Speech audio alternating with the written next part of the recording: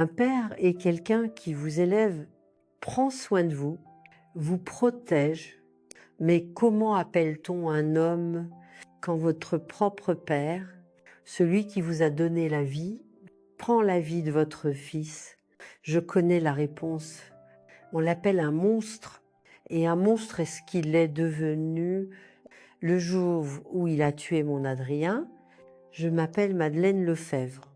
J'ai 79 et je vis à Pertuis, Vaucluse, au cœur de la région du Luberon. Je suis assise sur le même porche où j'ai vu mon fils faire ses premiers pas, où il jouait avec des petites voitures, où je rêvais autrefois de voir ses enfants courir. Aujourd'hui, ce porche ne porte que des souvenirs.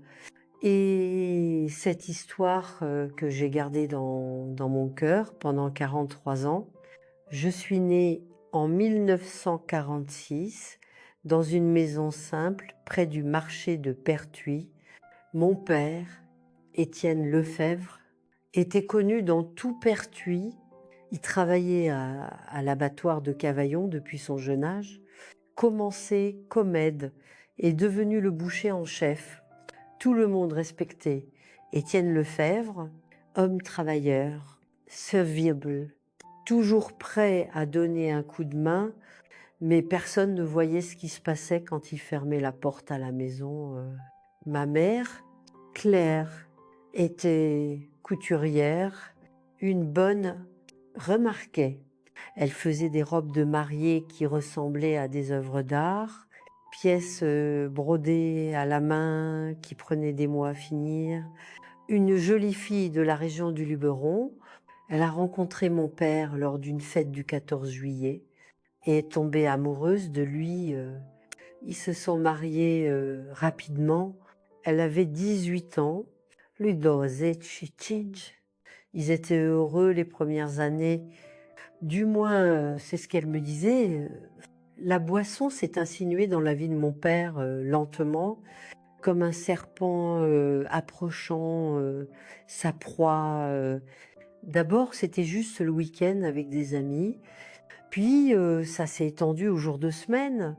Quand je suis née en 1946, il buvait déjà tous les jours. Et avec la boisson venait son autre visage, l'homme violent que ma mère a découvert trop tard. Je me souviens de mes premiers souvenirs. J'avais être 4 ou 5 ans. Le bruit de la grille qui claquait, le frottement des pieds dans le couloir, l'odeur de whisky mélangée au sang de vache de l'abattoir.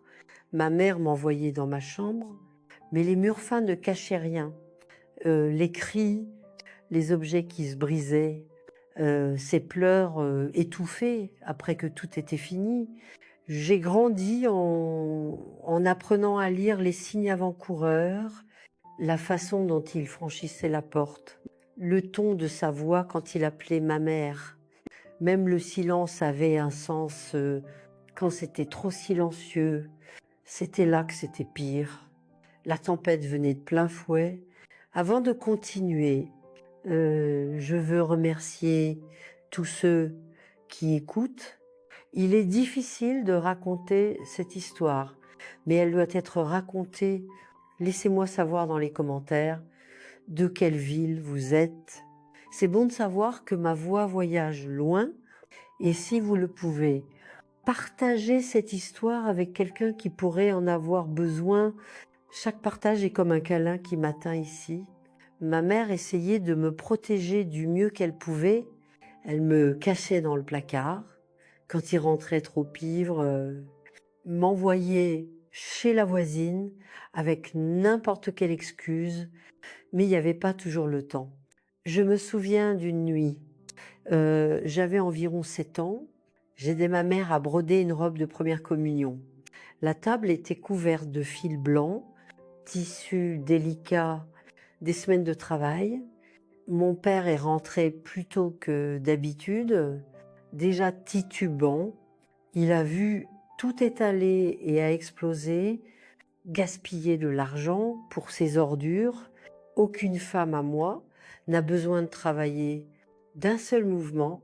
Il a tout jeté par terre, la robe que ma mère avait passé 3 semaines à broder, il l'a déchirée en 2, comme si c'était du papier. Ma mère pleurait doucement. Elle avait appris que pleurer fort ne faisait qu'empirer les choses. Mais moi, étant enfant, j'ai crié pour qu'il arrête. C'était mon erreur. La gifle que j'ai reçue était si forte que j'ai volé à travers la pièce. Mon dos a heurté le mur. Aucune fille à moi ne crie dessus, a-t-il rougi, ses yeux rouges d'alcool et de rage. Ma mère s'est jetée entre nous, m'a protégée avec son corps. Elle a pris les coups pour moi cette nuit-là. Le lendemain, elle avait un œil au beurre noir, une lèvre fendue, mais me souriait, faisant semblant que rien ne s'était passé. Tout va bien, ma chérie. Papa était stressé par le travail, mais c'est fini maintenant. Ça passait toujours et ça revenait toujours. C'était un cycle sans fin. Nous vivions, violence, pardon, quelques jours de paix, violence à nouveau. Les voisins savaient, bien sûr, Pertuis était une petite ville à l'époque. Tout le monde se connaissait, mais personne n'intervenait. Ne jamais se mettre entre un homme et sa femme, disait-il. Élever un homme, bon, il n'est comme ça que quand il boit, un homme, bon, c'est incroyable comme la boisson sert d'excuse à tout. Battre sa femme, c'était la boisson. Battre sa fille, c'était la boisson, comme si le whisky créait le monstre de rien. Au lieu de simplement révéler ce qui était déjà là à l'intérieur, ma mère est tombée malade quand j'avais 15 ans. Ça a commencé avec une grosseur au sein droit. Elle l'a cachée pendant des mois, peur d'aller chez le médecin, peur de dépenser de l'argent, peur que mon père se plaigne. Quand elle y est enfin allée, c'était trop tard. Le cancer s'était propagé vite comme un feu de forêt. C'était 6 mois d'agonie. J'ai vu ma mère, qui était forte comme un chêne, dépérir jour après jour. Les traitements à l'époque étaient rudimentaires. Chirurgie pour enlever le sein, médicaments qui faisaient plus de mal que de bien. À la fin, elle pesait moins que moi. Ses os transparaissaient sous sa peau, ses yeux enfoncés, mais encore plein d'amour. Quand il me regardait curieusement, mon père s'est amélioré pendant cette période. Il buvait moins, rentrait plus tôt, aidait même à s'occuper d'elle trop tard, pour réparer des années de violence, mais au moins ça lui a donné un peu de paix dans ses derniers jours. Sur son lit de mort, ma mère m'a appelée près d'elle. Sa voix n'était plus qu'un murmure. Mais les mots sont restés gravés en moi. Madeleine, ma fille, promets-moi que tu quitteras cette maison. Promets que tu épouseras un homme, bon, que tu auras ta famille loin d'ici.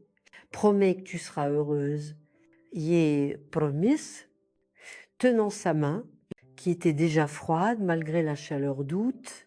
Elle est morte le 27 août 1962, alors que le soleil se levait. Elle semblait enfin en paix, libérée de la douleur du corps et de l'âme. Moi, à 16 ans, je suis restée seule avec l'homme que je craignais le plus au monde. Sans ma mère pour servir de bouclier, je suis devenue la cible principale. Mon père est retourné à la boisson lourde et les coups ont empiré. Maintenant, je devais m'occuper de la maison, cuisiner, laver, repasser et encore endurer ses éclats de colère. N'importe quoi était une raison suffisante. Trop de sel dans la nourriture, une chemise mal repassée, un regard qu'il interprétait comme défiant. J'ai appris à me protéger du mieux que je pouvais. Je cachais les couteaux et les objets lourds quand il rentrait ivre. Je dormais avec la porte verrouillée. J'inventais des excuses pour les bleus et les coupures. Je suis tombée dans les escaliers. Je me suis cognée au coin de la table. J'ai glissé dans la cour mouillée. Les gens faisaient semblant de croire, mais le regard de pitié trahissait qu'ils connaissaient la vérité. C'était au marché fermier, un samedi de mars 1962, que ma vie a commencé à changer. J'étais allée acheter des haricots et de la farine pour le déjeuner au stand de légumes de Monsieur Louis Delorme. Travaillait un jeune homme que je n'avais jamais vu, Grand Fort, avec un sourire qui illuminait son visage bronzé, et de grandes mains qui connaissaient le travail dur.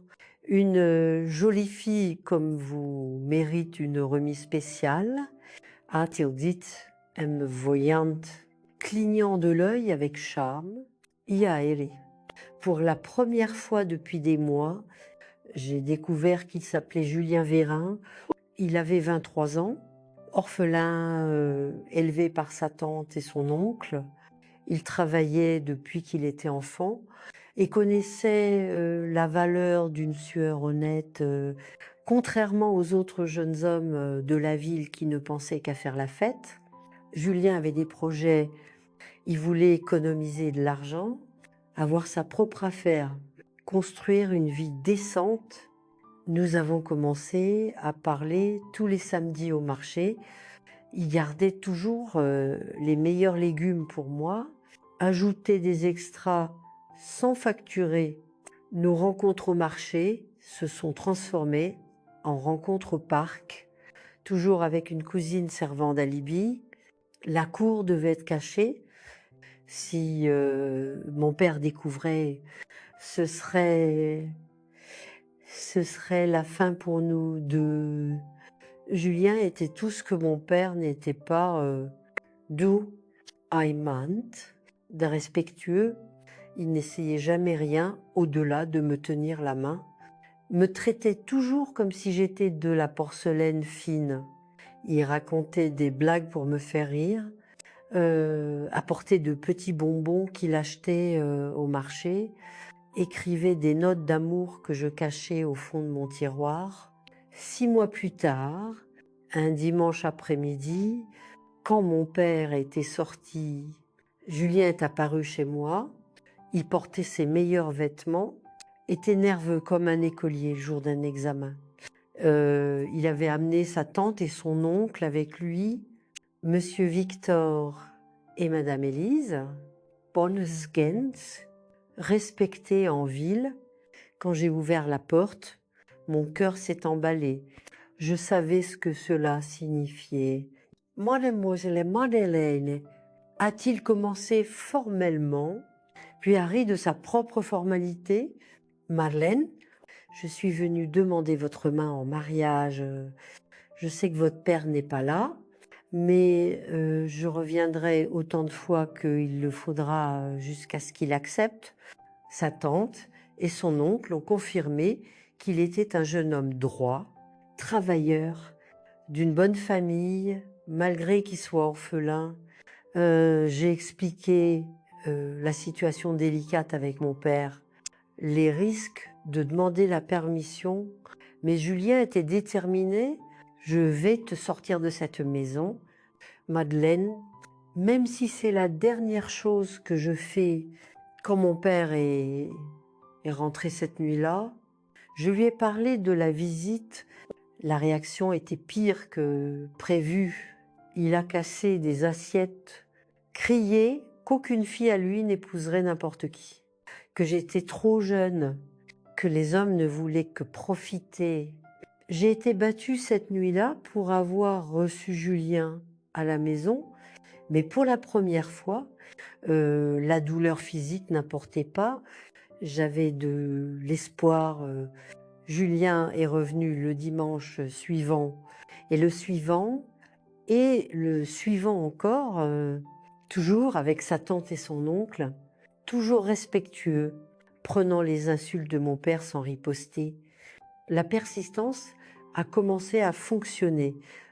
Mon père, voyant que le jeune homme n'abandonnerait pas et que l'histoire circulait déjà en ville, a finalement cédé, mais avec des conditions, Madeleine, mais elle reste ici, je ne vais pas être seule à mon âge. Et le mari la soutient. Je ne veux pas d'un gendre qui demande quoi que ce soit. Julien a accepté toutes les conditions pour être avec moi. Il accepterait n'importe quoi, mais il planifiait déjà notre évasion, travaillant des doubles quarts, économisant de l'argent, construisant notre petite maison loin. Nous nous sommes mariés en juin 1963. C'était une cérémonie simple à l'église Saint-Pierre, mais pour moi, c'était digne d'une princesse. Ma robe était celle que ma mère avait commencée avant de mourir. J'ai fini les coutures, pleurant sur le tissu, sentant sa présence dans chaque point. Julien a pleuré quand il m'a vu entrer dans l'église. Tu ressembles à un ange, a-t-il murmuré en prenant ma main à l'autel. La célébration était petite. Dans la cour de la maison de sa tante et de son oncle, mon père n'est venu que pour le mariage, déjà à moitié ivre. A fait un discours embarrassant sur les responsabilités d'un homme marié et est parti. Peu importe. J'avais Julien maintenant, j'avais un avenir, j'avais de l'espoir. J'ai vécu 3 mois de plus dans la maison de mon père après le mariage. Julien me rendait visite tous les jours après le travail, dînait avec nous, repas tendus avec mon père grognant et buvant, m'emmenait me promener dans le parc. Pendant ce temps, il travaillait 2 emplois, au marché le jour et dans un entrepôt la nuit, économisant chaque centime. En septembre, 3 mois après le mariage, Julien est arrivé avec un grand sourire. J'ai trouvé notre maison, Madeleine.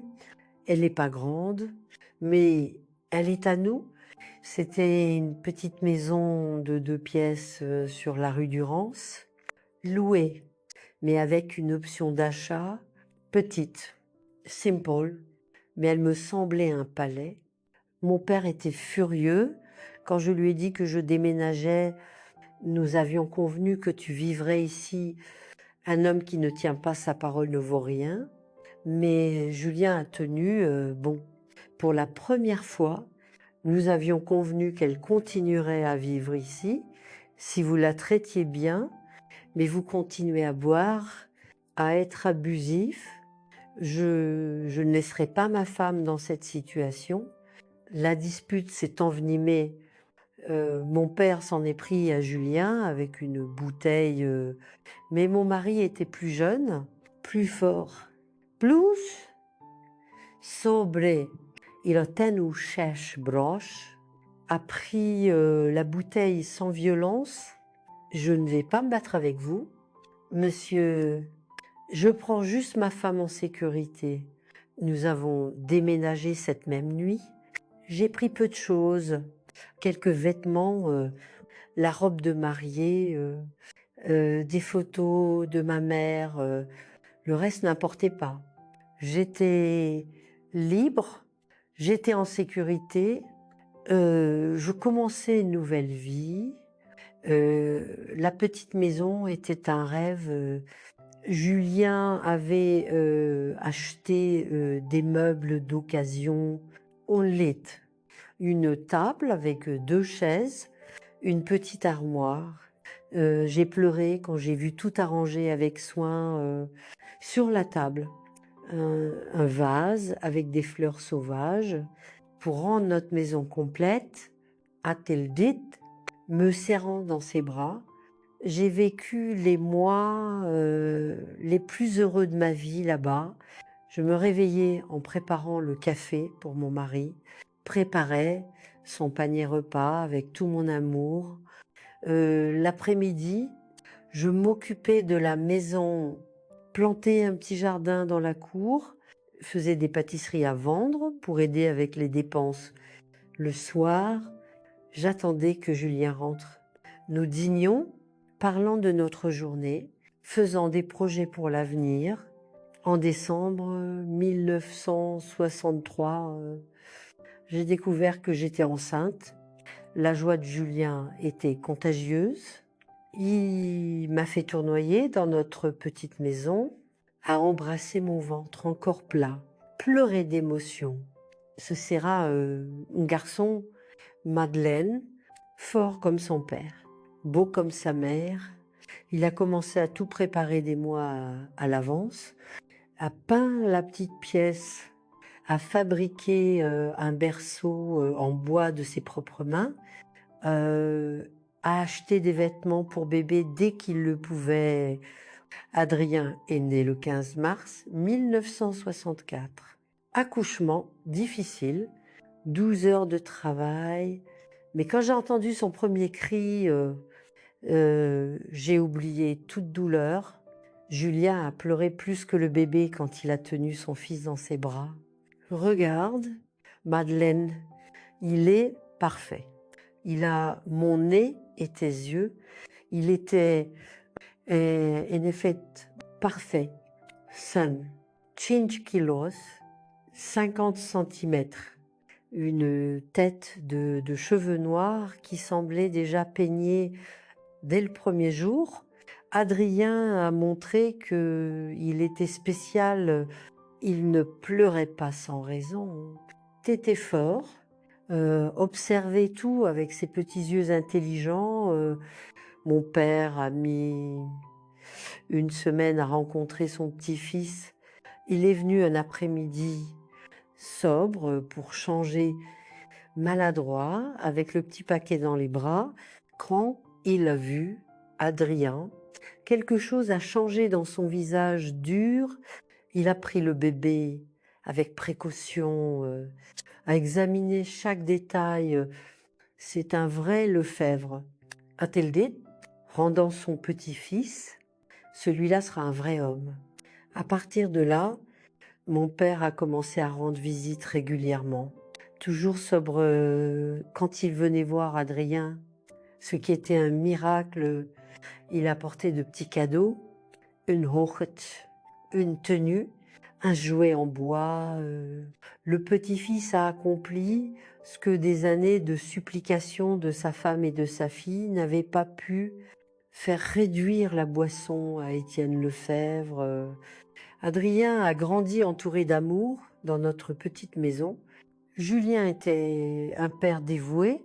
Il rentrait du travail et allait directement chercher son fils, lui parlait comme s'il comprenait tout, lui chantait pour l'endormir.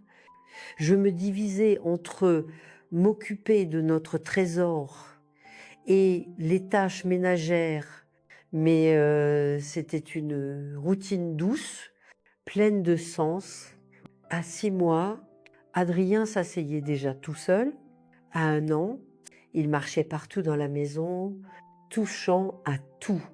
À 2 ans, il parlait en phrases complètes, posait des questions sans arrêt. Il était trop intelligent pour son propre bien. Parfois, j'avais peur d'une telle intelligence dans un si petit enfant. Mon père est devenu un autre grand-père, visitait tous les week-ends, toujours apportant quelque chose pour son petit-fils. Emmenait Adrien se promener au marché, le présenter à tout le monde comme mon petit-fils génial. La transformation était impressionnante. L'homme violent que j'avais connu toute ma vie fondait en présence de ce garçon. Mais c'est un sujet pour le prochain chapitre. Ce qui compte maintenant, c'est que j'ai eu mes années dorées, là-bas, Maliaimant, fils en bonne santé. Paix que je n'avais jamais connu auparavant. Julien prospérait au travail, planifiant déjà d'ouvrir sa propre affaire. Adrien grandissait fort et intelligent. Même mon père semblait avoir trouvé la rédemption dans son petit-fils. Comme dit le proverbe, le bonheur des pauvres ne dure pas longtemps. Mais pendant qu'il durait, c'était la plus belle chose du monde. Qui aurait pensé que l'homme qui a terrorisé toute mon enfance deviendrait un grand-père dévoué? Mais c'est exactement ce qui s'est passé quand Adrien est entré dans sa vie. C'était comme si mon fils avait des pouvoirs magiques, transformant mon père en un homme différent, méconnaissable, presque apprivoisé. 1900, Adrien avait 6 ans. Je me souviens comme si c'était hier. Lui courant dans la cour, poursuivant les poules, ses cheveux noirs volants, son rire résonnant dans toute la rue. Julien avait réussi à acheter notre petite maison. Enfin, 3 ans de paiement de loyer religieux ont convaincu le propriétaire de vendre. C'était pas grand-chose, mais c'était à nous. Nous avons ajouté une pièce, fait une cour décente, planté un manguier qui est encore là aujourd'hui. Mon père visitait tous les week-ends sans faute. Il arrivait tôt le samedi, toujours avec une friandise pour son petit-fils, parfois une voiture en bois, parfois un sac de bonbons, parfois un livre d'histoire, la boisson, qui avait été sa compagne pendant des décennies, disparaissait comme par magie, du moins quand il était près d'Adrien. Grand-papa Étienne est là, criait Adrien quand il le voyait à la grille. Un surnom que le garçon avait inventé et qui est resté Étienne est devenu Étienne. Et Étienne était un autre homme quand son petit-fils était là. Cette année-là, Adrien a commencé l'école. La fierté de son enseignante dès le premier jour. Il savait déjà lire et écrire son nom, faisait des calculs simples, avait une mémoire impressionnante.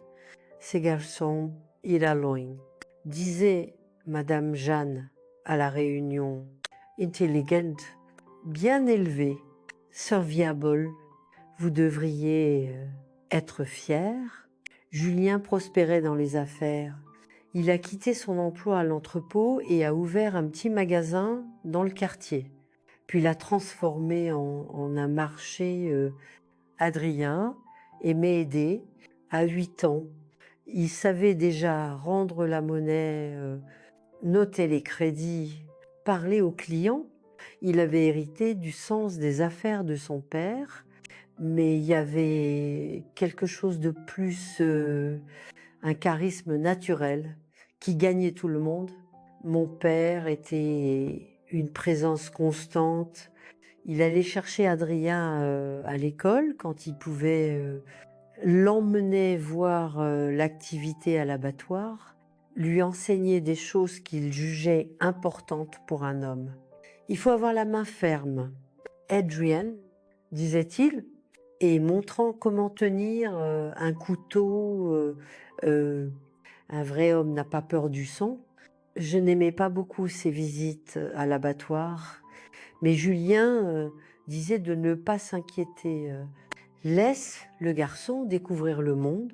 Madeleine, ton père essaie de transmettre quelque chose à son petit-fils, à sa manière. Adrian, à 11 ans, était presque un jeune homme.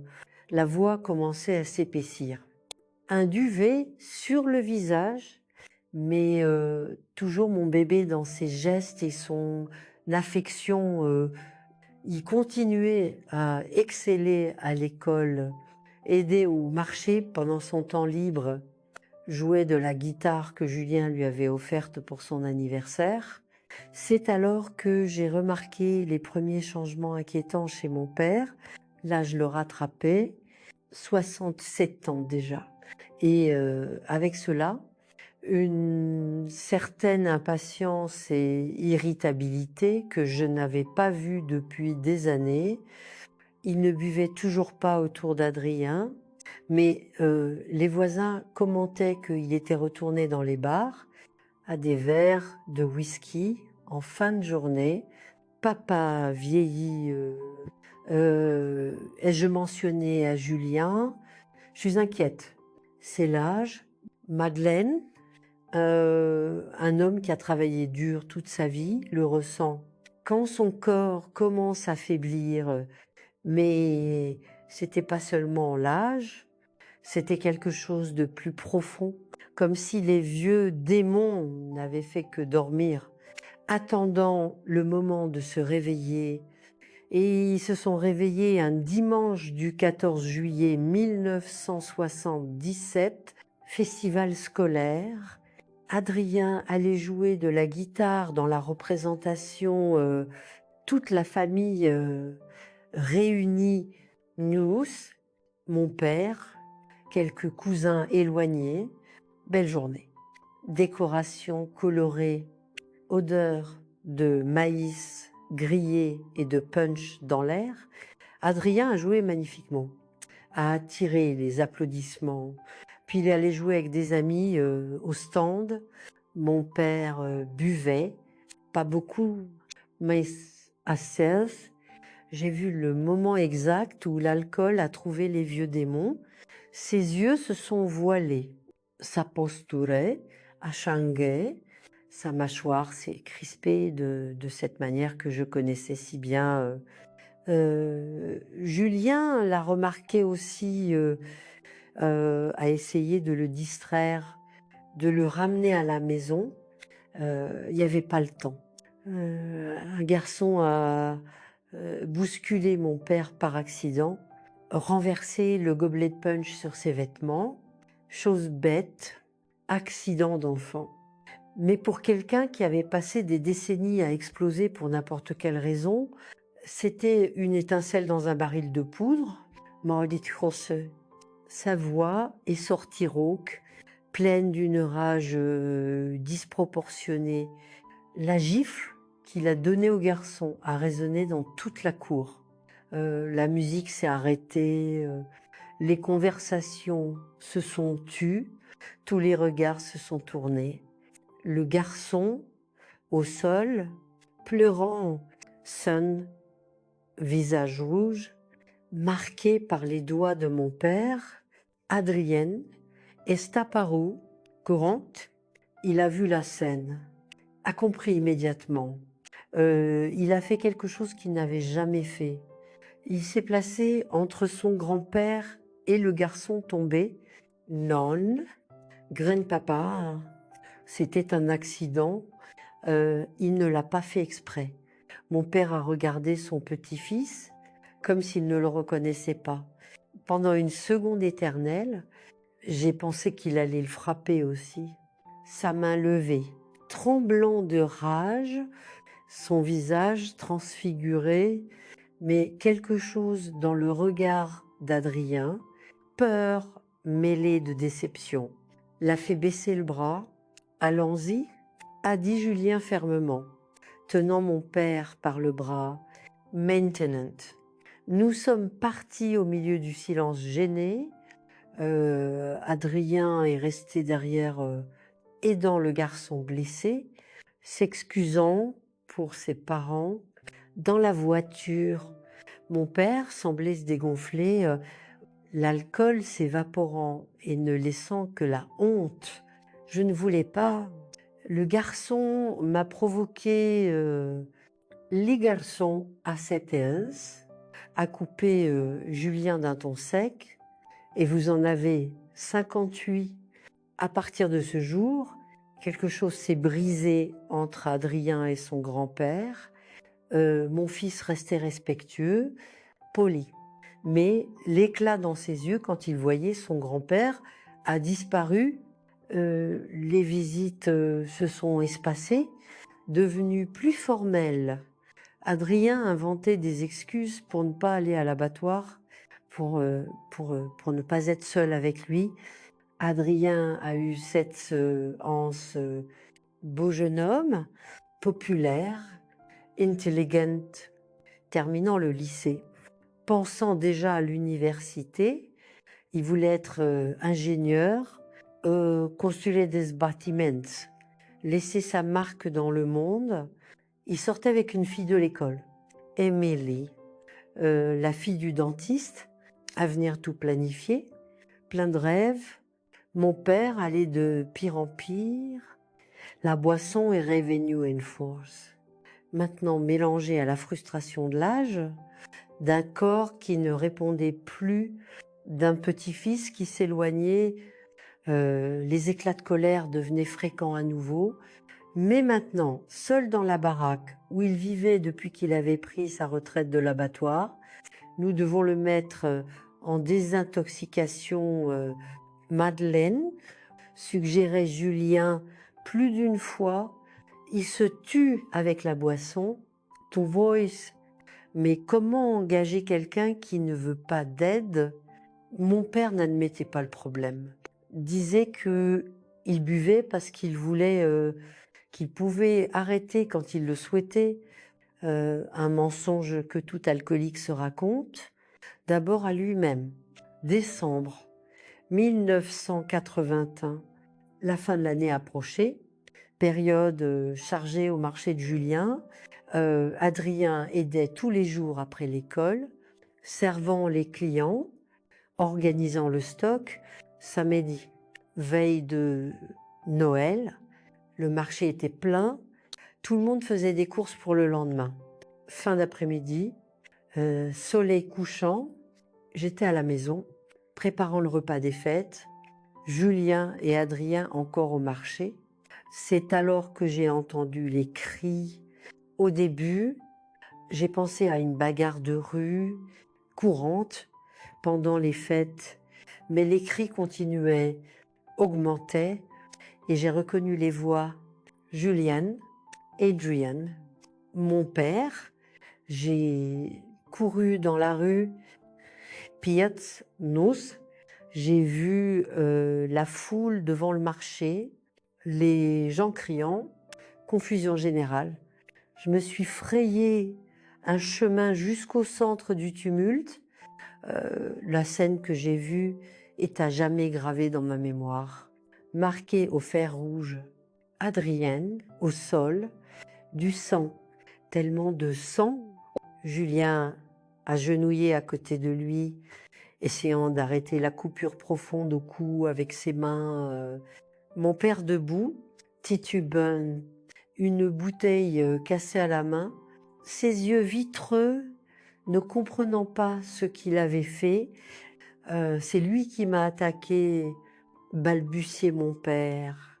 Je me suis défendue. C'était de la légitime défense. Un mensonge. Tout le monde a vu. Mon père est entré dans le marché, déjà ivre et agité, cherchant les ennuis. Il s'est plaint du service, des prix, de tout. Julien a essayé de le calmer, lui a demandé de partir. C'est alors qu'il a cassé les bouteilles sur l'étagère, a commencé à crier que on le volait, que son gendre n'était bon à rien. Adrien a essayé d'aider son père. Il s'est mis entre les deux à essayer de retenir son grand-père. C'est alors que c'est arrivé rapide, brutal, définitif. La bouteille cassée a trouvé le cou de mon fils, un mouvement, une seconde, une vie. Maman, a murmuré Adrien quand je me suis agenouillée à côté de lui, si doucement que j'ai presque pas entendu. J'ai pris sa main, déjà froide, le sang chaud coulant entre mes doigts. Je suis là, m'enfile. Maman est là, mais il n'entendait plus ses yeux intelligents, si pleins de vie. se sont éteints pendant que je le tenais. 16 hands, toute sa vie devant lui, tué par son propre grand-père, l'homme qu'il appelait grand-papa Étienne, qui lui avait appris à marcher, qui était son héros d'enfance. L'ambulance est arrivée trop tard, la police est arrivée trop tard, tout est arrivé trop tard. Mon père a disparu dans la confusion, s'est enfui comme un rat par les ruelles qu'il connaissait depuis l'enfance. Julien tenait notre fils mort, son visage un masque de douleur que je n'avais jamais vu auparavant. Le reste de cette nuit est un brouillard. Hôpital, morgue, commissariat, mots sans sens, homicide involontaire, intoxication, fuite, comme si des mots pouvaient expliquer un grand-père tuant son petit-fils, comme s'il y avait des mots pour cela. Funérailles, le jour de Noël. L'ironie macabre n'a pas échappé. Un jour, pour célébrer la naissance, nous enterrions une mort, toute la ville au cimetière. Adrien était aimé, avait un avenir, avait des rêves. Maintenant, il n'avait qu'un cercueil blanc et une mère brisée. Julien n'a pas pleuré aux funérailles. Il se tenait comme une statue, yeux secs mais vides, mains serrées en poing. Quand ils ont jeté la première pelletée de terre, il s'est retourné et est parti. J'ai pensé qu'il était allé à la voiture. J'avais start. Je suis restée jusqu'à la fin. J'ai regardé mon fils être recouvert par la terre rouge de Pertuis. Chaque pelletée de terre était un rêve enterré. Diplôme, mariage, petits-enfants qui ne viendraient jamais. Quand c'était fini, quand il ne restait qu'un monticule de terre fraîche et des fleurs fanant au soleil, je me suis levée lentement. À la maison, j'ai trouvé Julien assis à la table de la cuisine. Devant lui, une bouteille de whisky. Lui qui buvait à peine, ses yeux rouges n'étaient pas de pleurs. Ils étaient d'orage cristallisé, finalisé. La police ne le trouvera pas, a-t-il dit sans me regarder.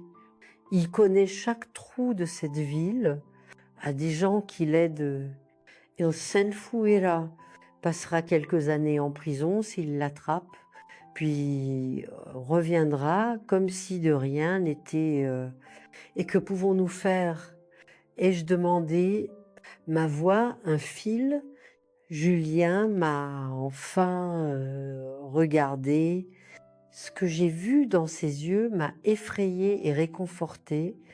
La même colère que je ressentais, la même soif de justice. All the vengeance, à ce moment, c'était la même chose. Nous pouvons faire notre propre justice.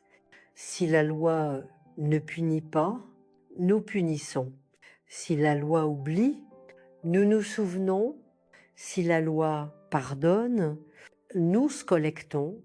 J'ai regardé mon mari, l'homme doux qui m'a sauvée, qui a construit une vie avec moi, qui a pleuré de joie quand notre fils est né. Maintenant, il était un autre homme. La douleur l'avait transformé comme elle m'avait transformée. Nous étions des gens différents.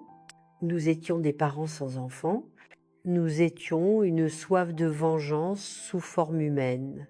Qu'as-tu en tête?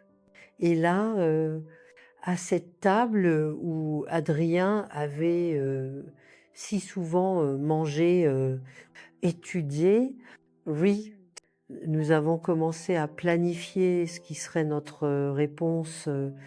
Ce ne serait pas la mort, c'était trop miséricordieux. Ce serait quelque chose de pire, quelque chose qui marquerait mon père pour le reste de ses jours. La justice des hommes avait échoué avant même d'essayer. La nôtre n'échouerait pas. Le silence de notre maison après les funérailles était assourdissant. Chaque coin gardait un souvenir d'Adrien. La guitare appuyée dans un coin, les livres sur l'étagère, la chaise vide à la table. Julien et moi vivions comme des fantômes, passant par des routines mécaniques sans âme.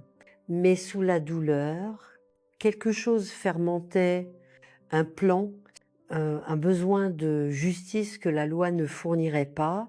Janvier 1982. Un mois sans notre fils, la police cherchait mon père sans trop d'efforts. Il a dû s'enfuir à la campagne. Madame Vérin, vieux comme il n'ira pas loin, incompétent ou complice, dans une petite ville. On ne sait jamais où une chose s'arrête et une autre commence. Julien a changé complètement. L'homme que je connaissais, doux et patient, est devenu un stratège froid. Il passait des heures à étudier des cartes, à établir des contacts, à recueillir des informations. Il utilisait chaque morceau de savoir qu'il avait du commerce, chaque faveur due, chaque amitié cultivée au fil des années de négoce. J'ai découvert qu'il est passé par Manosque la semaine dernière. A-t-il dit une nuit, rentrant avec un regard déterminé, à essayer de trouver un emploi dans un abattoir clandestin, n'est pas resté à trop bu, a attiré l'attention. Le réseau d'information que Julien a mis en place était impressionnant. Chauffeurs de camion, vendeurs du marché, commerciaux itinérants, tous ceux qui circulaient dans le Vaucluse rural devenaient nos yeux et nos oreilles. L'argent aidait à délier les langues, mais ce qui fonctionnait vraiment, c'était l'histoire. Un grand-père qui a tué son propre petit-fils, touché le cœur même des gens les plus durs. Février est arrivé avec de fortes pluies et une piste solide. Mon père avait été vu à Digne-les-Bains, travaillant sous un faux nom dans un ranch de bétail. Julien est allé vérifier personnellement est revenu avec une certitude absolue. C'est lui maigre, barbou, mais c'est lui boit tous les soirs dans le même bar miteux. Le plan a commencé à prendre forme. Ce ne serait pas quelque chose d'impulsif. Poussé par une rage aveugle, ce serait calculé, mesuré, efficace. Julien a étudié chaque détail, horaire, routines, points vulnérables. J'ai préparé ce qui était nécessaire, codes, menottes achetées dans différents magasins, somnifères broyés que je mélangerai dans son verre. Es-tu sûr de cela, Madeleine a demandé Julien la veille du voyage. Une fois commencé, il n'y a pas de retour en arrière. J'ai regardé le cadre photo d'Adrien sur l'étagère. 16 ounces, souriante, pleine de vie. Je suis plus sûre de cela que de n'importe quoi dans ma vie. Mars, première semaine, nous sommes partis un jeudi, disant aux voisins que nous allions rendre visite à des parents à Avignon. Nous avons pris l'essentiel, vêtements de rechange, argent liquide, les instruments nécessaires, la voiture, emprunté à un ami qui n'a pas posé de questions, complétait le déguisement. Le voyage jusqu'à Digne-les-Bains était de 5 heures de silence tendu. Julien conduisait, concentré. Je tordais mes mains sur mes genoux. C'était pas de la peur, C'était l'anxiété de faire, enfin quelque chose, de sortir de la paralysie de la douleur. Nous sommes arrivés en fin d'après-midi. La ville était typique des zones rurales de France, rues avec de petits commerces, maisons basses, commerce modeste. Le motel où nous sommes restés était simple, mais discret. Julien est sorti pour faire une reconnaissance finale pendant que j'arrangeais les choses. Pas ce soir, a-t-il dit en revenant. Il y a trop de mouvements au bar. Demain, c'est vendredi. Il boit plus, devient plus vulnérable. J'ai passé la nuit éveillée. Ce n'était ni remords, ni doute. C'était la certitude de ce qui allait venir allongé à côté de Julien. Je sentais que nous étions des soldats à la veille d'une bataille. Notre guerre privée pour la justice, vendredi, 8 Mars 1982, une date qui serait gravée en moi, autant que le jour de la mort d'Adrien. Nous avons passé la journée à préparer, vérifier les voies de fuite, chronométrer tout, revoir chaque étape. À 18h, nous avons commencé. Le bar était exactement comme Julien l'avait décrit, sale, mal éclairé, sentant le whisky et la sueur. Mon père était dans son coin habituel, déjà à son 5e ou 6e verre, la barbe fournie, les vêtements usés, mais reconnaissable. Pour qui c'est, j'ai entré en premier, déguisé avec un foulard sur la tête et des lunettes noires. Je me suis assise près, mais pas trop. J'ai commandé une bière que je ne boirais pas. Attendo. Julien restait dehors, surveillant. Mon père buvait méthodiquement, perdu dans des pensées que je pouvais seulement imaginer. Était-ce du remords, de la peur, ou juste le vide de quelqu'un qui avait perdu son humanité? Quand il s'est levé pour aller aux toilettes, j'ai agi. Les somnifères sont tombés dans son verre sans que personne ne remarque. Il est revenu à tout but d'un trait, a commandé un autre. 20 minutes plus tard, il commençait à tituber plus que d'habitude. Le patron du bar pensait que c'était la boisson. Étienne exagère aujourd'hui. Quand il est sorti, presque intombant, Julien et moi avons suivi.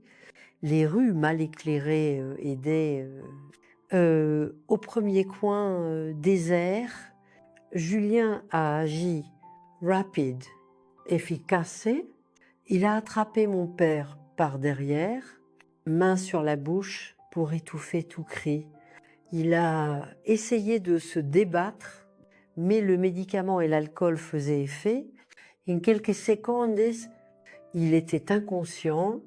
Nous l'avons porté jusqu'à la voiture. Quiconque, voyez, penserait que nous aidions un ivrogne.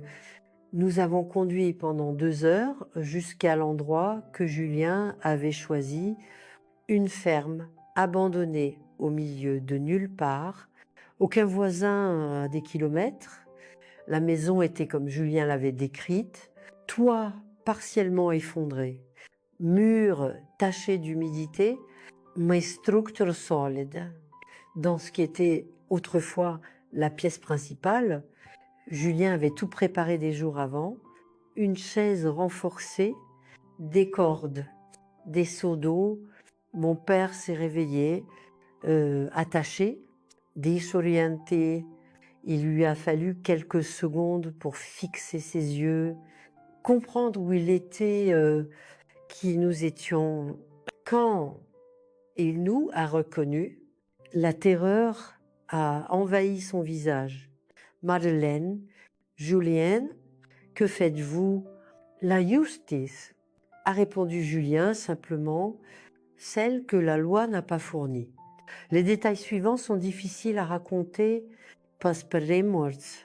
Je n'ai jamais regretté, mais parce que revivre cette nuit, c'est revivre la douleur brute de perdre Adrien, ressentir à nouveau la colère qui me consumait.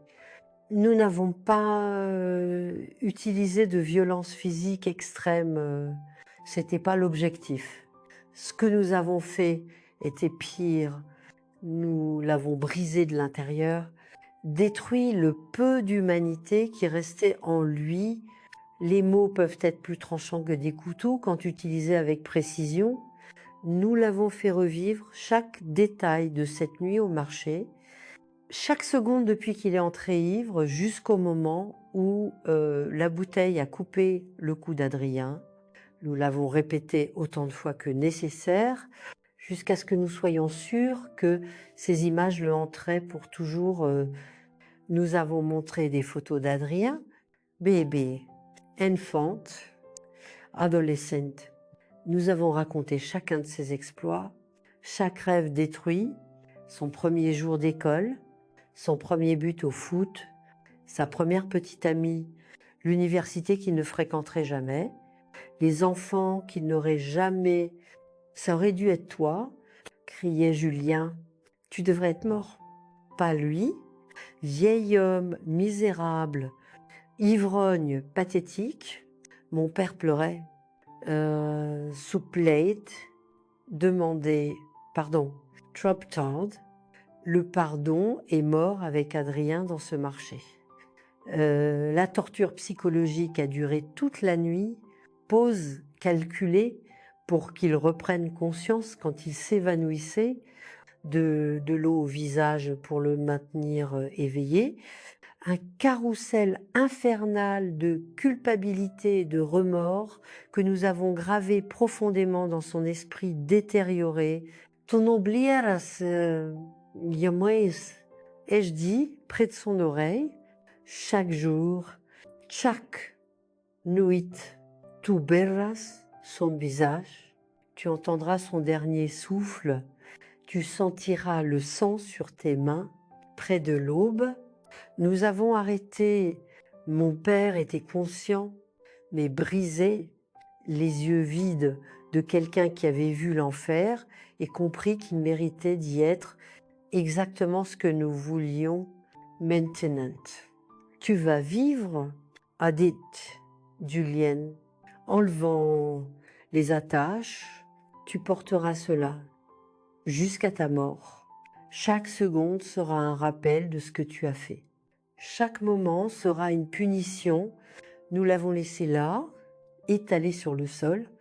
Nous sommes retournés au motel, avons rassemblé nos affaires, avons disparu. La vengeance n'était pas dans la mort, c'était dans la vie, une vie de tourments internes, de culpabilité corrosive, de souvenirs qui ne le laisseraient jamais en repos. Nous avons appris plus tard, par notre réseau d'informateurs, que cela a fonctionné. Mon père a progressivement sombré dans la folie. Il irait dans les rues, murmurant le nom d'Adrien, se réveillait en criant de cauchemar. Voyait le visage de son petit-fils partout. L'alcool ne l'aidait plus. Il rendait les visions pires. Il est devenu sans abri en quelques mois. Les emplois ne duraient pas, car ces crises effrayaient tout le monde. Il dormait dans les rues, mangeait dans les poubelles, sombrait plus profondément chaque jour. Exactement la fin qu'il méritait. Julien et moi sommes retournés à Pertuis comme si rien ne s'était passé. Nous avons repris notre routine. Lui a remarqué, moi à la maison, mais nous étions des gens différents. La vengeance n'a pas ramené Adrien, mais elle a donné un sens à notre douleur. Les années ont passé, la vie continuait, dure et vide, sans notre fils. Le marché a fait faillite en 1985. Julien a perdu l'intérêt. Le soin, il a trouvé un emploi comme gardien de nuit. Je cousais pour les gens comme ma mère le faisait. Nous survivions en 1987. Nous avons reçu des nouvelles. Mon père était mort à Sisteron, trouvé dans une ruelle. Malnutrition, cirrhose, folie. Le rapport médical listait diverses causes. Je ne suis pas allée aux funérailles. Il n'y avait rien à enterrer hormis le corps. Son âme était morte cette nuit-là, 5 ans auparavant. Julien est mort en 2013. Crise cardiaque pendant son sommeil. C'est moi qui l'ai trouvé le matin, serein comme je ne l'avais jamais vu de son vivant. Je pense qu'il a enfin reposé.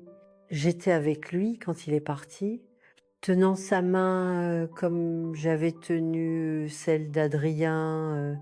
J'étais seule. Alors, 57 Nuns, veuve, sans enfant, j'aurais pu sombrer dans l'amertume, dans la solitude, mais quelque chose en moi résistait, peut être la même force qui m'a fait survivre à mon enfance avec mon père, qui m'a donné le courage de chercher la justice. Aujourd'hui, à 79 ans, je regarde en arrière sans romantisme. Ce que nous avons fait était cruel, oui. Nécessaire aussi, oui. La justice officielle nous a fait défaut. Nous avons créé la nôtre. Est-ce que ça marchait? Mon père a payé chaque seconde jusqu'à sa mort. Je ne recommande notre chemin à personne. La vengeance ne guérit pas la douleur. Elle ne fait que la transférer. Adrien reste morte. Le trou dans ma poitrine reste ouvert. Mais au moins je sais que son assassin n'a pas vécu impuni. C'est ce qui me permet de dormir la nuit. C'est ce qui me fait affronter chaque matin la certitude que quand la loi a échoué, nous n'avons pas échoué. Quand la justice officielle a tourné le dos, nous avons créé la nôtre, juste ou faux, c'était notre choix et nous en avons vécu jusqu'à la fin. Cette aube à Digne-les-Bains a tout changé, pas la douleur, qui restait aussi crue qu'au premier jour, pas le manque, qui augmentait avec le temps, mais cela a changé quelque chose de fondamental en moi. Et Julien, nous avons pris la vengeance des mains de Dieu et l'avons faite nous-mêmes. Et cela a fonctionné d'une manière que nous n'avions pas imaginée. Nous sommes retournés à Pertuis comme si rien ne s'était passé. Les voisins pensaient que nous étions allés rendre visite à des parents à Avignon, croyaient en notre deuil discret, mais à l'intérieur, nous étions différents. Le couple doux que tout le monde connaissait portait maintenant un sombre secret. Et la satisfaction amère d'avoir fait justice, les premières nouvelles sont arrivées lentement. Une connaissance qui voyageait beaucoup a mentionné dans une conversation désinvolte, ils ont vu un vieil homme fou à Digne-les-Bains, errant, criant une nom de garçon, Adrian. Ils disent qu'il est hanté, qu'il voit le garçon mort partout. Julien et moi, nous sommes regardés sans rien montrer. Ça fonctionnait. Les graines que nous avions plantées cette nuit-là germaient, grandissaient, prenaient le contrôle de l'esprit déjà détérioré de mon père. Chaque information qui arrivait le confirmait. Il payait comme nous le voulions. Avril 1982, la vie suivait sa cruelle routine de normalité. Julien ouvrait le marché tous les matins. Je m'occupais de la maison trop vide. La chambre d'Adrien restait intacte. Une décision mutuelle et silencieuse de préserver quelque chose de lui. La guitare, au même endroit. Les livres attendant un lecteur qui ne reviendrait jamais. C'était un jeudi après-midi qu'un homme que je ne connaissais pas est arrivé chez moi. Grand, maigre, barbe broussailleuse, vêtements simples mais propres. Il a frappé à la grille poliment, a retiré son chapeau quand j'ai ouvert. Madame Vérin, je m'appelle et François, je viens de Digne-les-Bains. J'ai besoin de vous parler de votre père. Mon sang s'est glacé. Était-ce la police? Quelqu'un avait-il découvert? Julien était au marché, j'étais seule. Mais quelque chose dans le regard de l'homme, fatigue mêlée de compassion, m'a fait ouvrir la grille. Nous nous sommes assis sur le porche.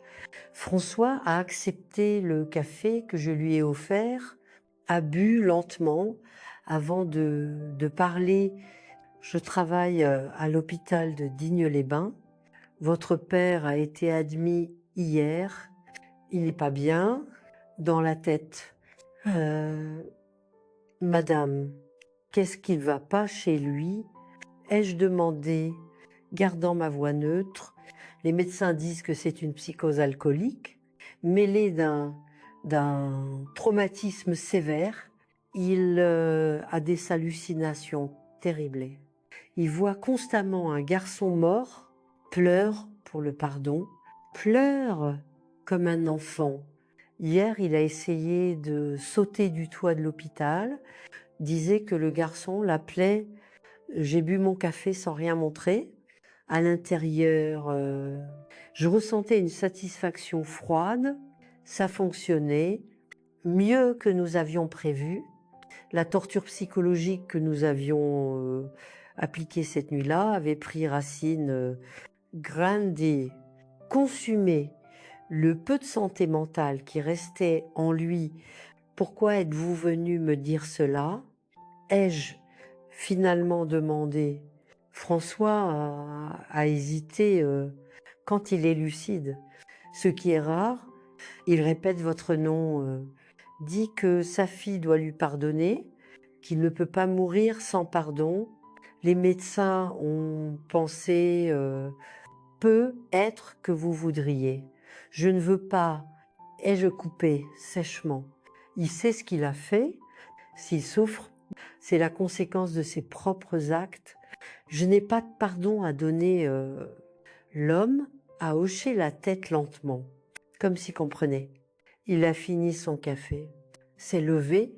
Je dirais que je ne vous ai pas trouvé, mais madame, si je puis me permettre, parfois le pardon est plus pour nous-mêmes que pour l'autre personne. Merci pour le conseil. Mais certaines choses sont impardonnables. Il est parti. Je n'allais jamais seravo. Mais les nouvelles continuaient d'arriver dans les mois suivants. Mon père s'est échappé de l'hôpital, est devenu sans-abri. Il errait dans les petites villes de la région, toujours fuyant quelque chose que lui seul pouvait voir. Le fantôme d'Adrien, créé par nous cette nuit-là, était son compagnon constant. Julien est devenu obsédé par le suivi de ses allées, il a créé un réseau d'informateurs, chauffeurs de camions, vendeurs itinérants, gens qui circulaient dans le Vaucluse. Il payait pour toute nouvelle, tout repérage. J'ai besoin de savoir qui paye, disait-il, les nuits d'insomnie. Le marché a commencé à décliner. Julien a perdu sa concentration, son soin pour les affaires, l'obsession de suivre chaque pas de mon père consommait du temps, de l'énergie, de l'argent. Les clients ont remarqué la négligence, sont allés à la concurrence. Les dettes se sont accumulées. Julienne, tu dois l'oublier. Essayai-je de discuter. Nous avons déjà fait ce qui devait être fait. C'est pas encore fini, répondait-il, avec des yeux enfoncés de quelqu'un qui ne dormait pas correctement. Ça ne finit que quand il meurt. Jusque-là, j'ai besoin de savoir. La dernière nouvelle substantielle est arrivée en décembre 1983. Mon père avait été vu à Sisteron, plus maigre, plus fou, plus délabré. Il dormait sous les ponts, mangeait dans les poubelles, parlait tout seul tout le temps. Les gens avaient peur de lui, pensaient qu'il était hanté, possédé. Il appelle Adrien tout le temps. A dit le chauffeur de camion qui a apporté l'information demande pardon. On pleure, supply. Parfois il crie comme si quelqu'un le faisait souffrir. C'est presque pitoyable. Madame, pitié. Je n'ai pas ressenti de pitié. Je sentais que la justice continuait d'être faite, jour après jour, nuit après nuit. Le tourment que nous avions créé cette aube à Digne-les-Bains était devenu son compagnon éternel, exactement comme nous l'avions prévu. Le marché a fermé, Julien a tout vendu pour payer les dettes, il nous restait juste la maison. Il a trouvé du travail comme gardien de nuit dans une usine au travail dur pour un homme de 45 ans. Mais c'était ce qui était disponible. Je suis retournée à la couture comme ma mère le faisait.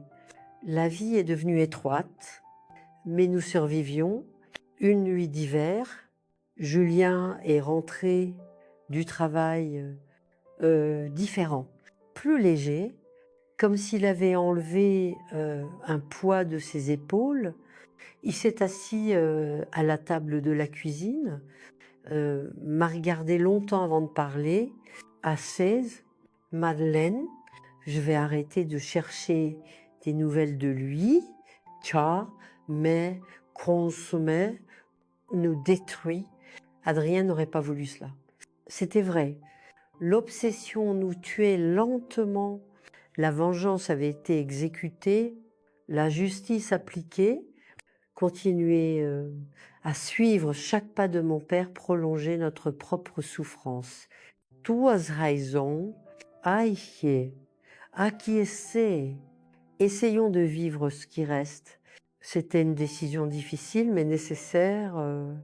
Julien a arrêté de payer les informateurs, a cessé de demander des nouvelles de mon père. Nous nous sommes concentrés sur survivre, sur porter notre douleur avec un peu de dignité. La routine a aidé, travail, maison, tentative de normalité. 1986 sont passés dans cette tentative de reconstruction.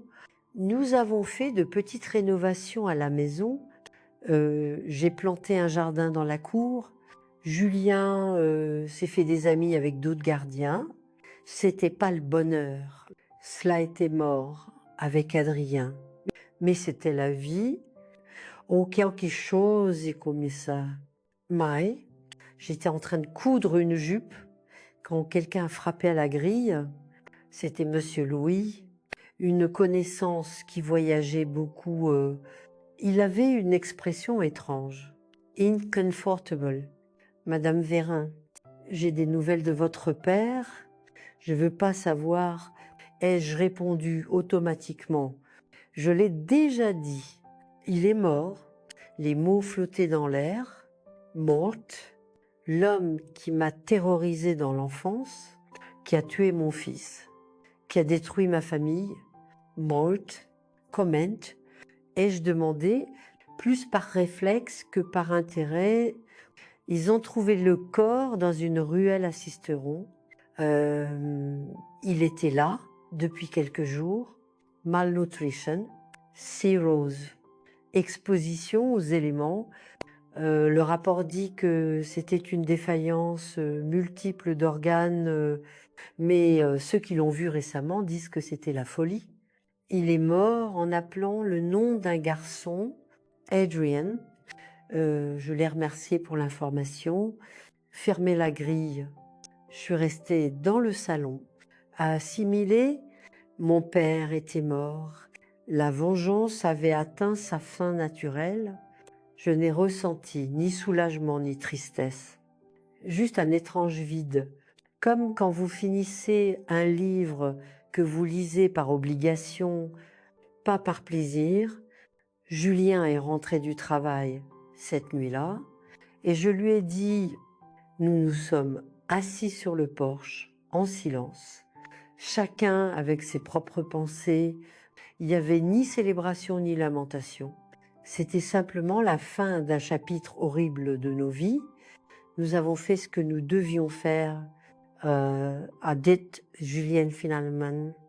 Nous l'avons fait acquiescer, et ça marchait. Mais ça ne l'a pas ramené. Non, rien ne le ferait. Nous sommes restés là jusqu'à tard, 2 parents sans enfants, 2 vengeurs, sans plus personne à venger. La justice avait été faite, à notre manière tordue et cruelle.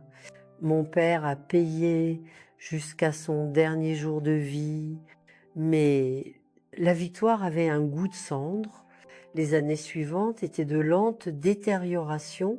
Julien ne s'est jamais complètement rétabli. Le poids de ce que nous avions fait, ajouté à la perte d'Adrien, est prison tribute. Il est devenu plus silencieux, plus distant. Le travail de gardien, les nuits sans sommeil. L'âge, tout contribuait. En 1995, il a eu sa première crise cardiaque, petite, mais effrayante. Le médecin a recommandé du repos, moins de stress.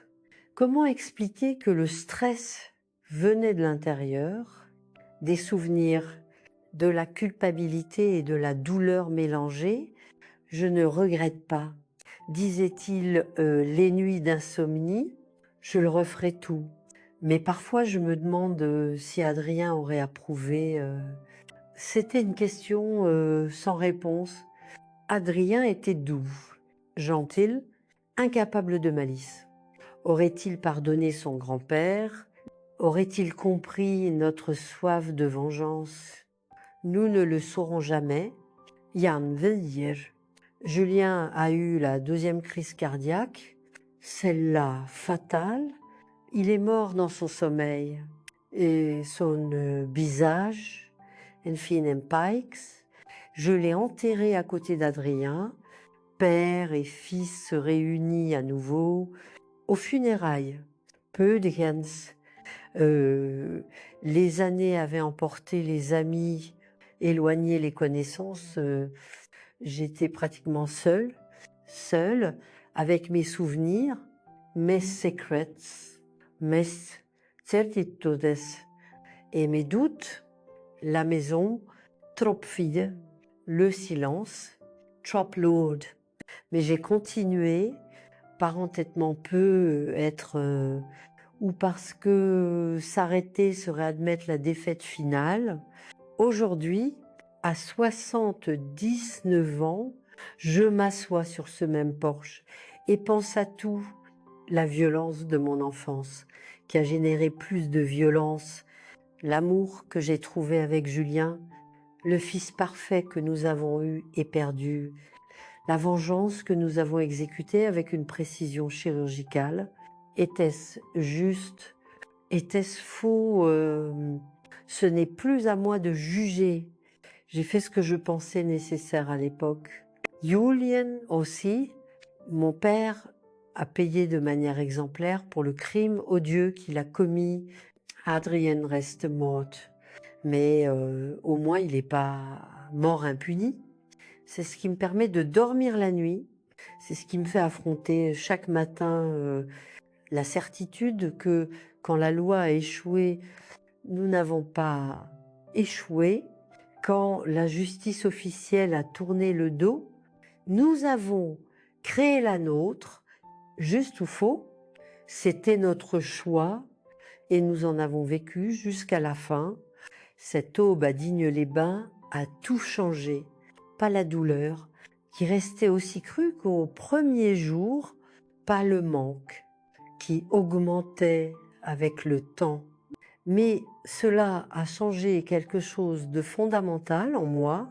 Et Julien, nous avons pris la vengeance des mains de Dieu et l'avons faite nous-mêmes.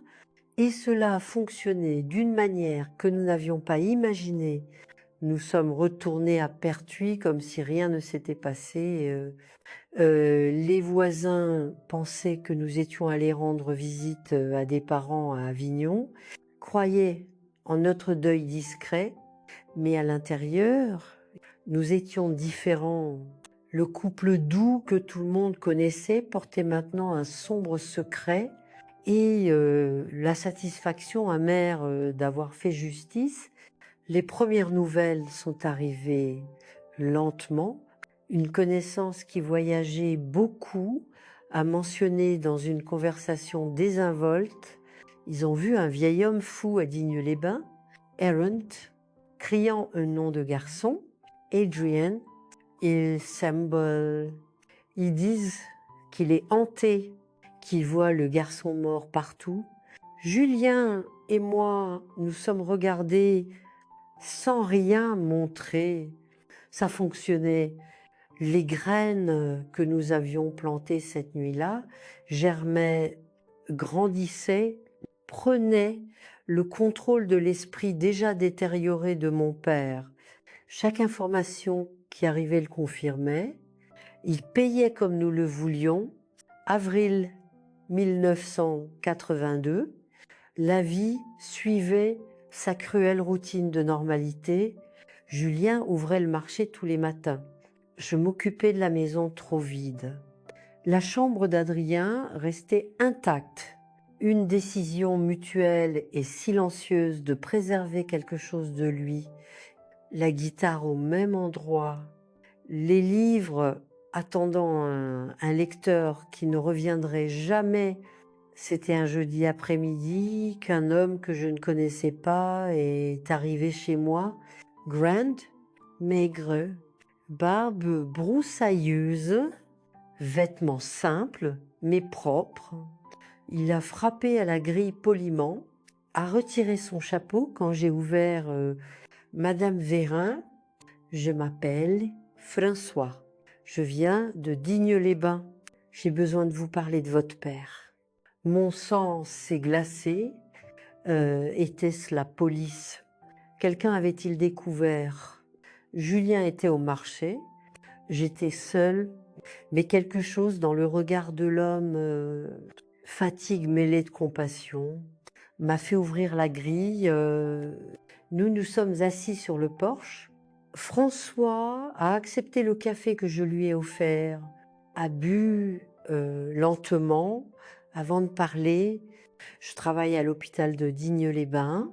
Votre père a été admis hier. Il n'est pas bien. Dans la tête, Madame, qu'est-ce qui ne va pas chez lui? Ai-je demandé, gardant ma voix neutre. Les médecins disent que c'est une psychose alcoolique. Mêlé d'un traumatisme sévère, il a des hallucinations terribles. Il voit constamment un garçon mort. Pleure pour le pardon, pleure comme un enfant. Hier, il a essayé de sauter du toit de l'hôpital. Disait que le garçon l'appelait « J'ai bu mon café sans rien montrer ». À l'intérieur, je ressentais une satisfaction froide. Ça fonctionnait mieux que nous avions prévu. La torture psychologie que nous avions appliquée, cette nuit-là avait pris racine, grandi, consumé le peu de santé mentale qui restait en lui. Pourquoi êtes-vous venu me dire cela? Ai-je finalement demandé. François a hésité quand il est lucide. Ce qui est rare, il répète votre nom, dit que sa fille doit lui pardonner, qu'il ne peut pas mourir. Sans pardon, les médecins ont pensé peut être que vous voudriez. Je ne veux pas, ai-je coupé sèchement. Il sait ce qu'il a fait. S'il souffre, c'est la conséquence de ses propres actes. Je n'ai pas de pardon à donner. L'homme a hoché la tête lentement, comme s'il comprenait.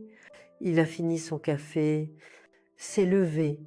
Je dirais que je ne vous ai pas trouvé, mais, madame, si je puis me permettre, parfois le pardon est plus pour nous-mêmes que pour l'autre personne.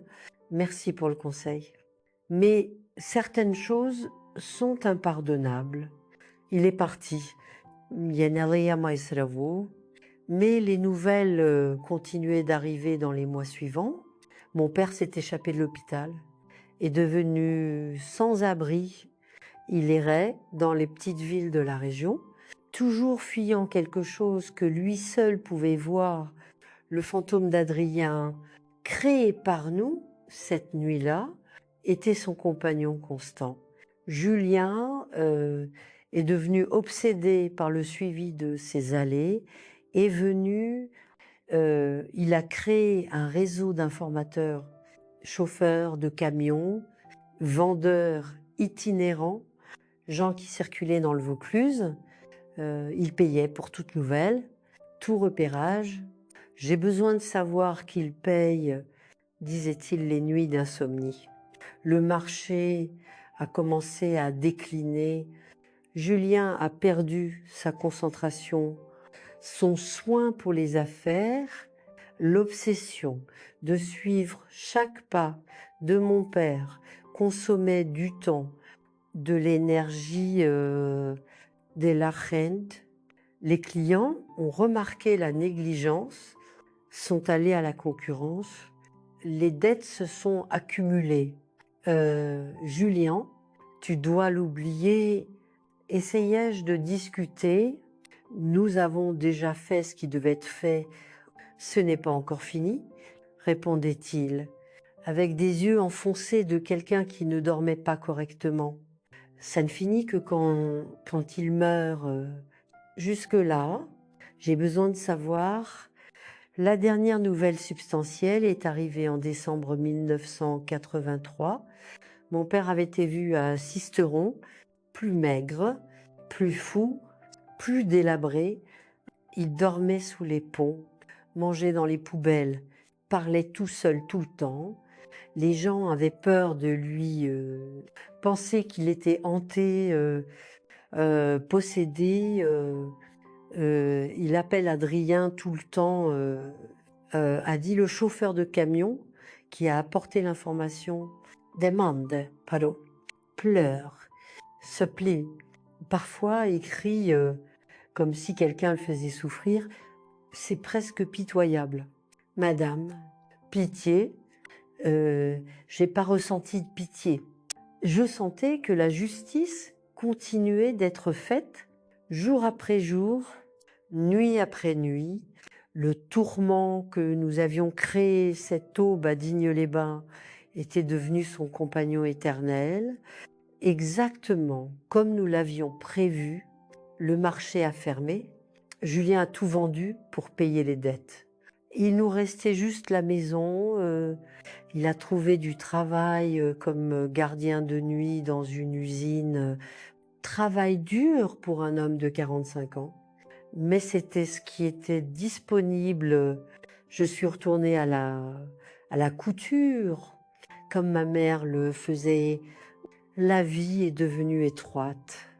Mais nous survivions. Une nuit d'hiver, Julien est rentré du travail différent, plus léger, comme s'il avait enlevé un poids de ses épaules. Il s'est assis à la table de la cuisine, m'a regardé longtemps avant de parler assez. Madeleine, je vais arrêter de chercher des nouvelles de lui. Tja, mais qu'on se met. Nous détruit. Adrien n'aurait pas voulu cela. C'était vrai, l'obsession nous tuait lentement. La vengeance avait été exécutée, la justice appliquée continuait à suivre. Chaque pas de mon père prolongeait notre propre souffrance. Tu as raison, Aïché acquiescé.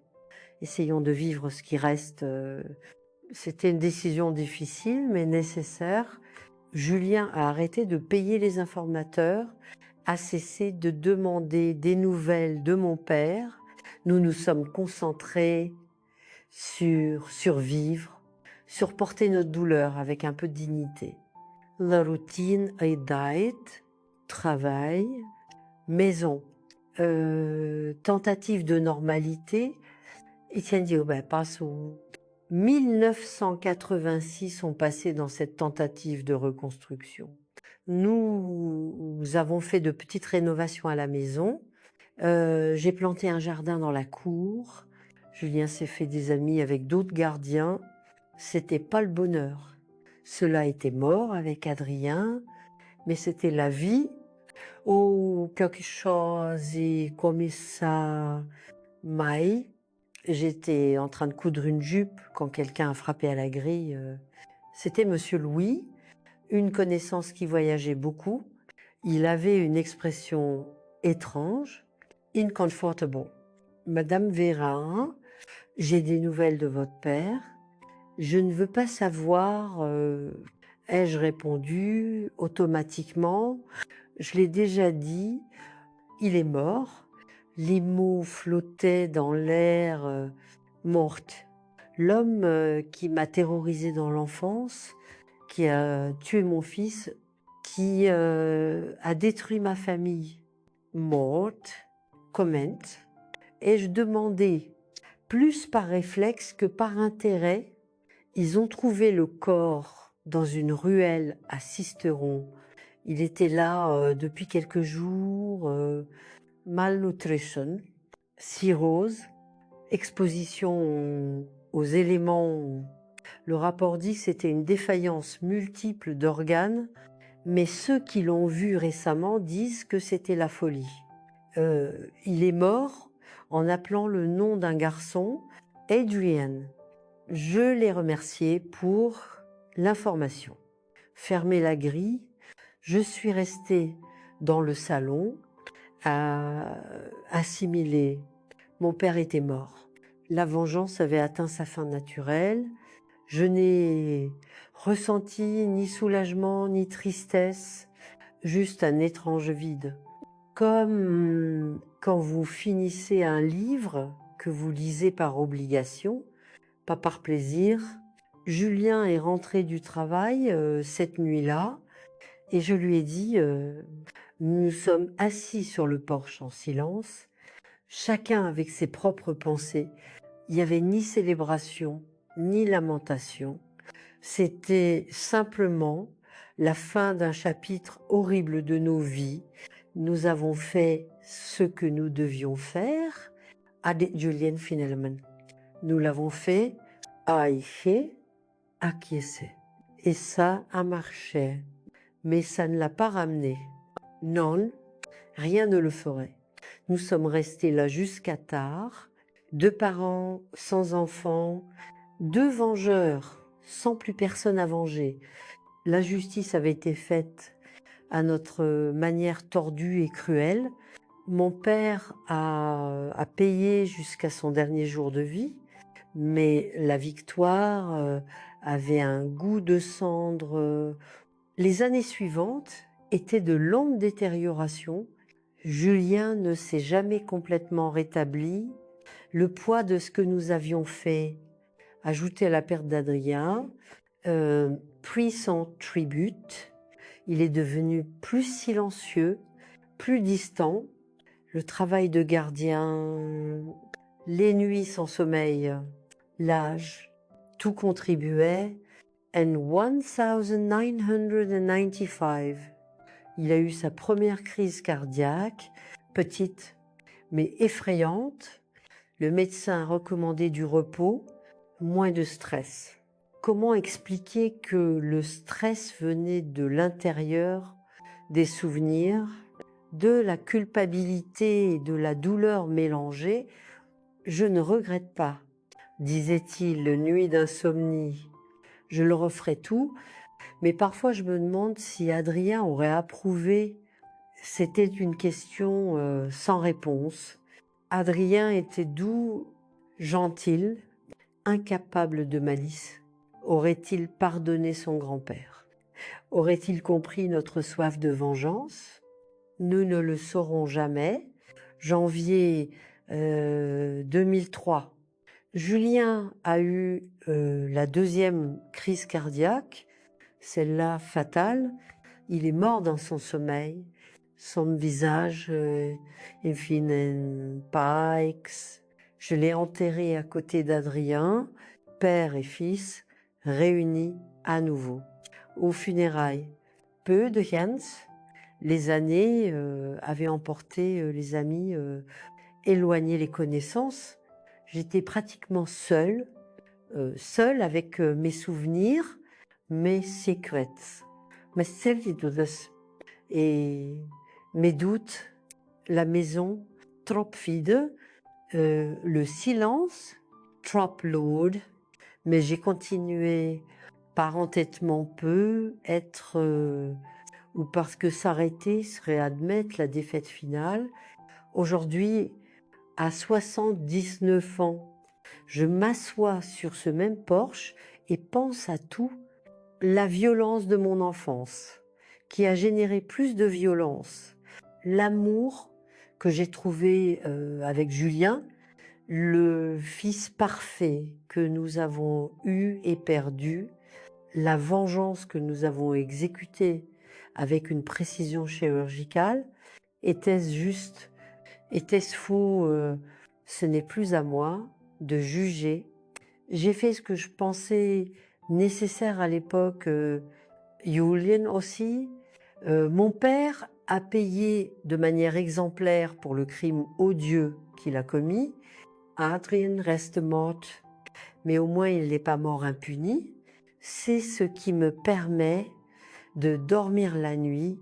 C'est ce qui me fait affronter chaque matin la certitude que quand la loi a échoué, nous n'avons pas échoué quand la justice officielle a tourné le dos. Nous avons créé la nôtre, juste ou faux, c'était notre choix et nous en avons vécu jusqu'à la fin. Cette aube à Digne-les-Bains a tout changé, pas la douleur, qui restait aussi crue qu'au premier jour, pas le manque, qui augmentait avec le temps, mais cela a changé quelque chose de fondamental en moi et Julien. Nous avons pris la vengeance des mains de Dieu et l'avons faite nous-mêmes, et cela a fonctionné d'une manière que nous n'avions pas imaginée. En 2013, j'étais vraiment seule. Julien est décédé en janvier, emportant avec lui la moitié de mon histoire aux funérailles. Peu de Jens. Le temps avait emporté les amis, éloigné les connaissances. Je l'ai enterré à côté d'Adrien, père et fils réunis dans la mort comme ils étaient séparés dans la vie.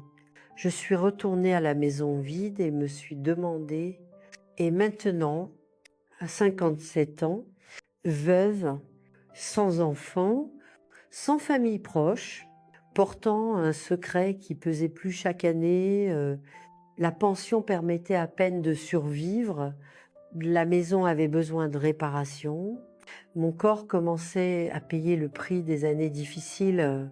C'est alors que j'ai découvert quelque chose de surprenant. J'étais plus forte que je ne le pensais. Peut être la même force qui m'a fait survivre à l'enfance avec mon père, qui m'a donné le courage d'exécuter notre vengeance était encore là. J'ai commencé à coudre plus, prenant des commandes des voisins. J'ai planté un jardin plus grand dans la cour, vendu des légumes au marché. J'ai survécu un dimanche matin. Quelqu'un a frappé à la grille. Quand j'ai ouvert, j'ai presque reculé. Là se tenait Marianne, fille de mon cousin éloigné, que j'avais pas vu depuis des décennies, mais c'est pas ce qui m'a choqué. C'était le garçon à côté d'elle. Environ, 15 ans, son visage, une copie parfaite de mon Adrien au même âge. Tante Madeleine, c'est moi. Marianne, voici mon fils Julien. Nous avons besoin d'aide. L'histoire était commune et triste. Marie, violent, alcool, abus. Elle s'était enfuie avec son fils, n'avait nulle part où aller. Elle s'est souvenue de moi, de la grande maison, pensait que peut être. L'ironie m'a frappée comme un coup de poing. Moi, qui avait exécuté une vengeance terrible contre la violence domestique, était recherchée comme refuge par une autre victime. J'ai regardé le garçon à nouveau, Julien, le même nom que mon mari, les mêmes yeux, la même façon d'incliner la tête. Je ne crois pas en la réincarnation, mais à ce moment, il semblait que l'univers me donnait une seconde chance. Entres, ella simplement, il y a des chambres vides. De la nourriture dans le réfrigérateur. Restez aussi longtemps que vous en avez besoin. Julien s'est adapté rapidement. Jeune homme intelligent, poli, affectueux. Il aidait dans le jardin, portait les courses, parlait avec moi pendant des heures. C'était comme avoir Adrien de retour, mais différent. Ce Julien portait ses propres cicatrices, ses propres peurs, unenoit. Il m'a interrogé sur les photos sur l'étagère. Je lui ai parlé d'Adrien, de comment il est mort. J'ai pas parlé de la vengeance. Ce secret mourait avec moi. Julien a écouté attentivement, ses yeux larmoyants. Vous avez dû beaucoup souffrir. A-t-il dit finalement, perdre un fils comme ça? J'ai souffert, mais j'ai survécu. C'est ce que nous faisons, Julien. Nous survivons. Marianne a trouvé un emploi dans un magasin. Julien a commencé l'école. La maison avait à nouveau de la vie derrière. Des conversations, du mouvement. Je cuisinais à nouveau avec plaisir, passais des après-midi à aider Julien avec ses leçons. C'était presque comme une seconde chance. Une vie alternative où les tragédies n'avaient pas eu lieu. Julien a obtenu son diplôme de lycée, a obtenu une bourse pour une université à Avignon. Un ingénieur, comme Adrien en rêvait. Le jour où il est parti, j'ai pleuré comme je n'avais pas pleuré depuis la mort de Julien, mais c'était des larmes différentes, de fierté, d'accomplissement, d'un cycle qui se complétait. Marianne est restée. Nous avions créé une famille improbable. 2 femmes marquées par la violence masculine, unies par la nécessité et le choix. Elle a pris soin de moi en vieillissant. J'ai offert la sécurité qu'elle n'avait jamais eue.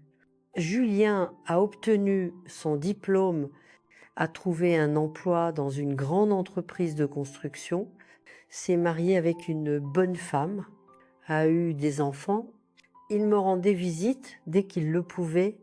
Les arrière-petits-enfants car c'est ainsi qu'il m'appelait, courait dans la cour comme Adrien le faisait, grimpait au même arbre, riait aux mêmes blagues.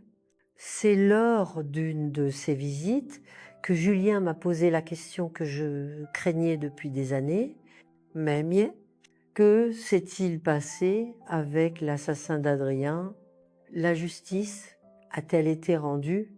J'ai regardé ce visage, si semblable à celui de mon fils mort, et j'ai pris une décision, je dirais une partie de la vérité, pas tout.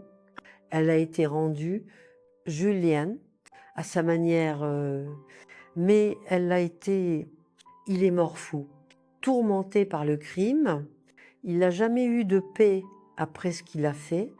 L'as-tu pardonné? Non. Certaines choses sont impardonnables, mais j'ai appris à vivre avec, à ne pas laisser la haine me consumer. C'était difficile, mais nécessaire.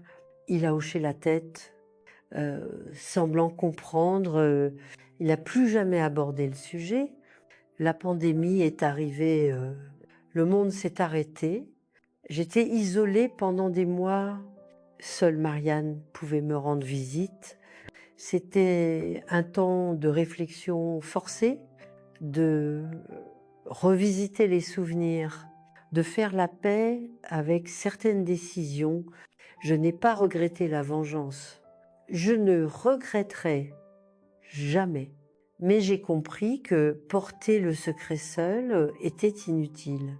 J'ai commencé à écrire, pas tout, pas les détails sordides, mais l'essence, la violence, qui génère la violence, la justice qui échoue, les choix impossibles que nous devons parfois faire. C'était cathartique de le mettre sur papier, même si personne ne le lirait. Mon petit-fils honorifique, le fils de Julien, m'a appris sur Internet les vidéos, ces choses modernes. Il a dit que les histoires de vie intéressaient les gens, que je devrais partager la mienne. J'ai résisté au début. Une femme de 79 ans sur l'ordinateur, mais il a insisté, m'a aidé à enregistrer les premières vidéos. Et nous voici, moi, Madeleine, racontant une histoire que j'ai gardée pendant 4 décennies, pas complète. Certains secrets meurent avec nous, mais vrais dans ce qui compte, une histoire sur l'amour et la haine, sur la justice et la vengeance, sur les choix extrêmes que des gens ordinaires font dans des situations extrêmes. Je ne cherche pas l'absolution, je n'offre pas de leçon morale. Je partage simplement ma vérité dans l'espoir que cela aide quelqu'un, quelque part, qui traverse quelque chose de similaire. La violence domestique tue encore, la justice échoue encore. Les victimes sont encore abandonnées par le système, mais je veux que vous sachiez, vous n'êtes pas seul. D'autres ont traversé ce chemin sombre avant. C'est pas un chemin facile. La vengeance exige son prix, laisse des marques, change qui vous êtes mais parfois dans des situations extrêmes. C'est le seul chemin possible.